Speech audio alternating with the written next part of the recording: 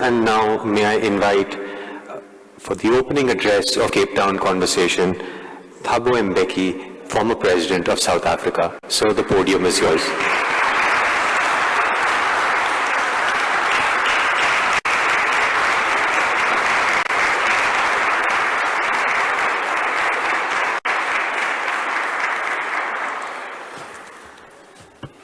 Thanks a lot, Program Director.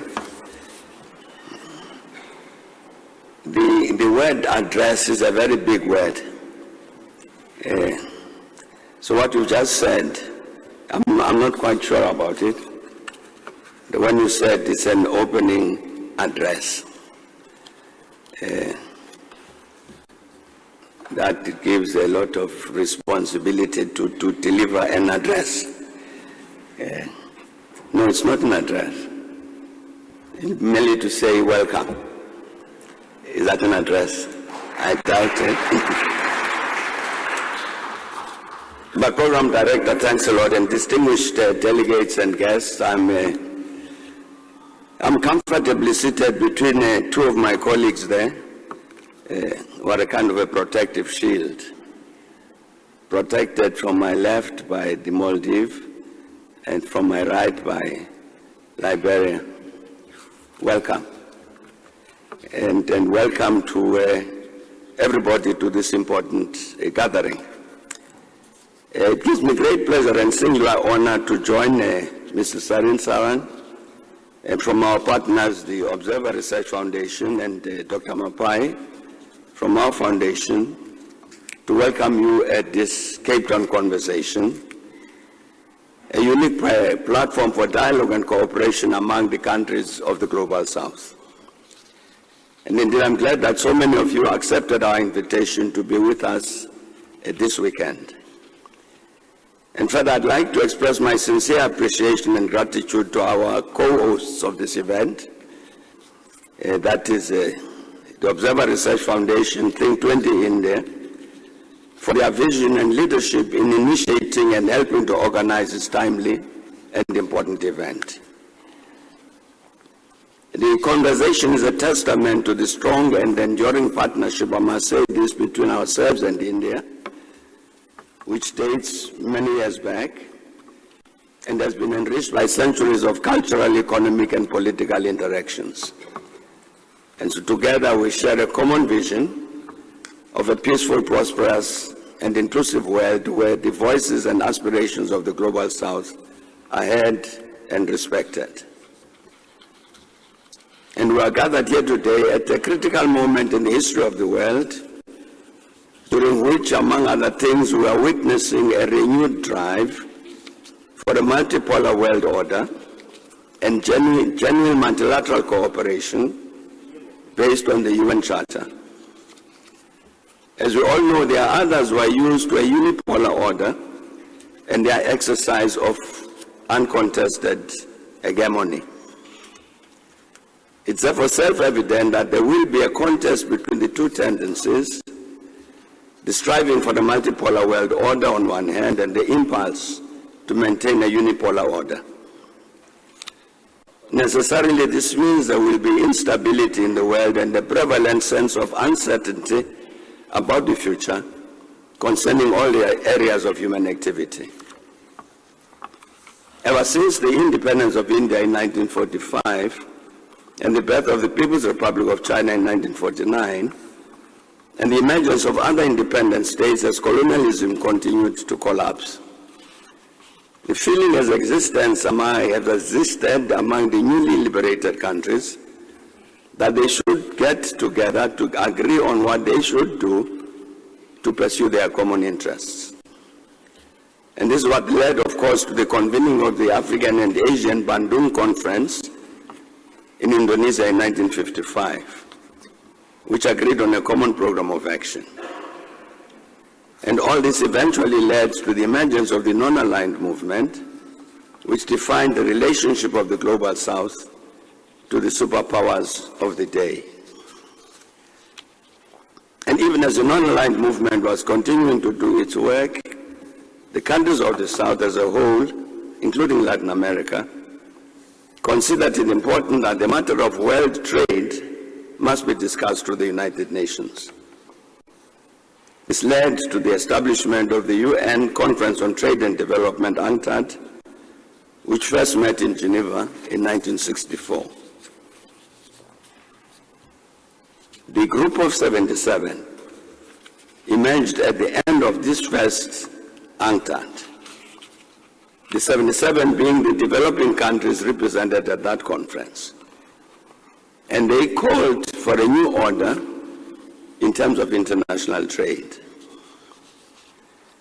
And the foundation of the G77 plus China was therefore yet another example of the Global South coming together jointly to represent its interests concerning the area of international trade and development.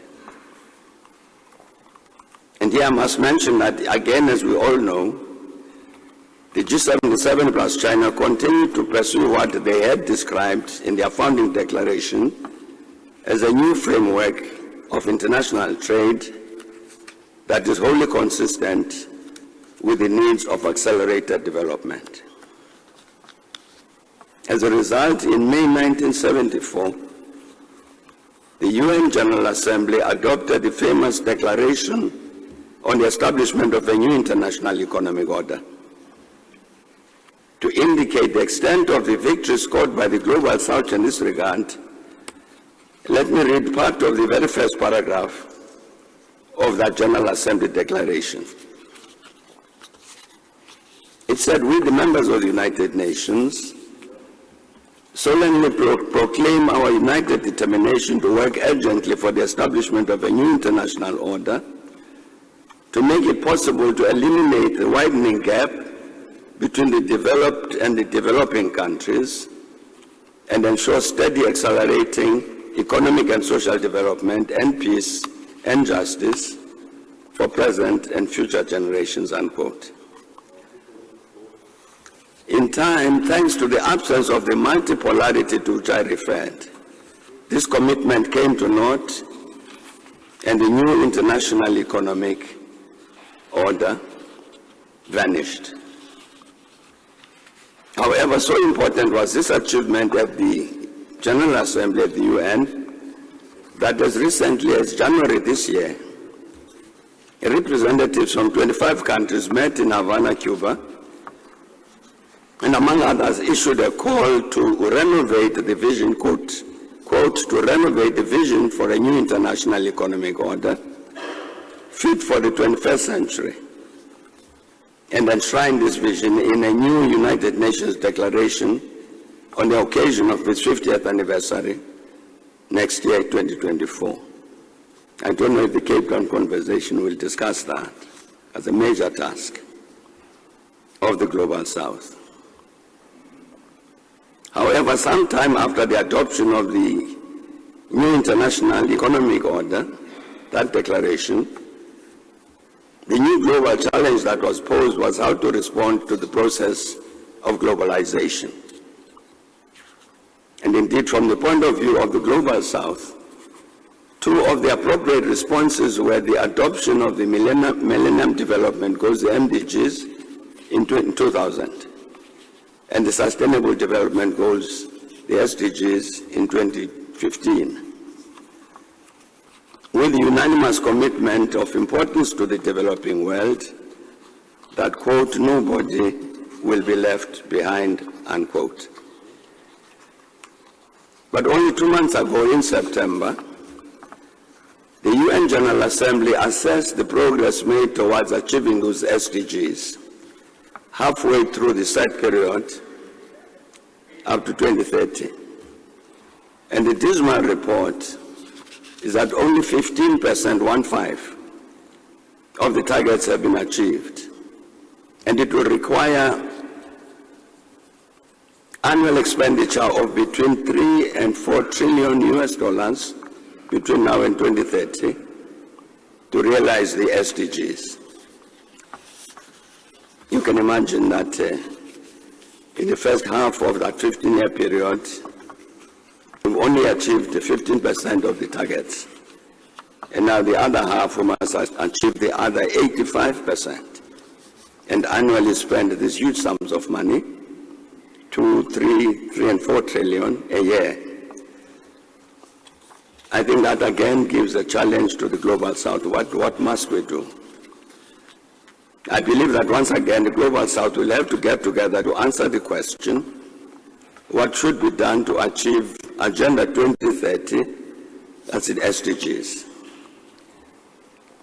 Everything I've said is but an introduction to this conclusion, that the Cape Town conversation has brought us together this weekend in order to make a contribution to the very necessary and continuing effort of the Global South to advance its interests globally. The Cape Town Conversation Initiative must therefore serve as a platform to engage in relevant opportunities and challenges and to foster a dialogue among the Global South on how to navigate the changing world order and how to advance our common developmental interests. The conversation must provide a space for reflection, for learning, for action, and where we can share our experiences, perspectives, and best practices, and where we can identify our common challenges and opportunities, where we can explore our potential areas of cooperation and collaboration, and where we can articulate our vision and strategy for the future of the Global South and the world. And so once more, welcome to all of the distinguished participants and best wishes for success in our important discussions and engagements. Thank you very much for your attention.